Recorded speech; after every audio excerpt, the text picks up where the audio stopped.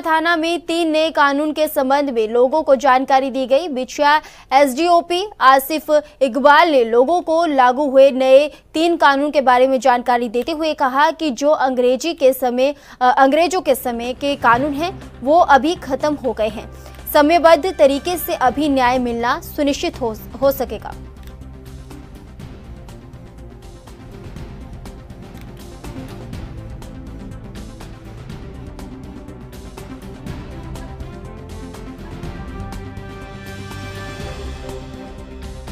अब उसका क्या किया जाए? छोटे अपराध हो रहे हैं तो उसमें साला सजा भी नहीं दे सकते, वैसे ही अदालत से छोड़ देंगे तो वो भी अच्छा नहीं होता।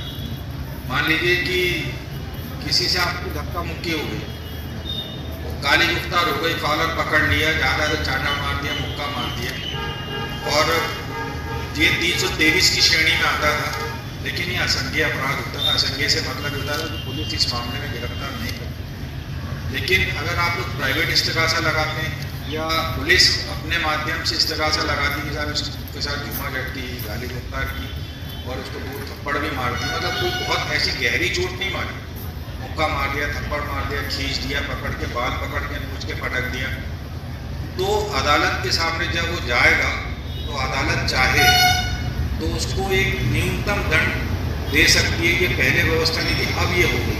वो चाहे तो जब आप 11 बजे उपस्थित हो तो दिन भर आपको कोर्ट के सामने खड़े होने की सजा दे सकती है कि दिन भर आप यहाँ पे खड़े हो, या फिर वो कह देगी कि क्या आप एक काम करिए कि आप धर्मशाला में चले जाइए और वहाँ पे उसका सफाई करिए, उसको आप कुर्सी लगाइए, वहाँ पे उसका झाड़ू पोछा करवाइए, अगर वो गंदा है तो उसका पेंटिंग कराइए।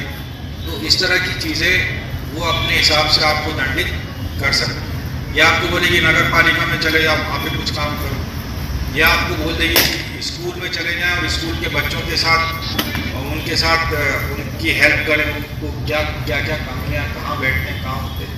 तो ये भी एक प्रावधान आ गया। यदि छोटे स्तर का कोई अपराध घटित होता है तो उसको इस तरीके से भी दंडित किया जा सकता है। नए प्रावधानों में जो EFIR और बाकी 7 श्रेणियों में जो बदलाव हुए उसके बारे में नए कानून में EFIR का जो कॉन्सेप्ट लेकर के आए हैं उसमें नागरिकों को ऐसी सुविधा दी गई है ताकि वो घर बैठे EFIR कर सकें। छोटे ऑफेंस के मामलों में इस प्रकार से EFIR की सुविधा दी गई है। और चीज़ें जिनमें बदलाव हुआ है, जैसा डिजिटल युग का समय चल रहा है, सभी के पास में मोबाइल फ़ोन है और सोशल मीडिया से जुड़े हुए लोग हैं, सब लोग अवेयर हैं, तो वो इस प्रकार से लोगों से संपर्क करके और मोबाइल के माध्यम से और ऑनलाइन EFIR कर सकते हैं। उसको 3 दिनों के अंदर आकर के थाने में उसको हस्ताक्षरित करके जस्टिफाई करना पड़ेगा। सर अभी नए नियम में घर बैठे FIR वो किस टाइप से नागरिकों को फैसिलिटी दी गई है। EFIR है जो किसी भी नेट के माध्यम से, डिवाइस के माध्यम से अब EFIR कर सकते हैं। उसका कॉन्सेप्ट और आगे क्लियर होगा और लोगों को इसका प्रचार प्रसार किया जाएगा और कराया जाएगा। जैसे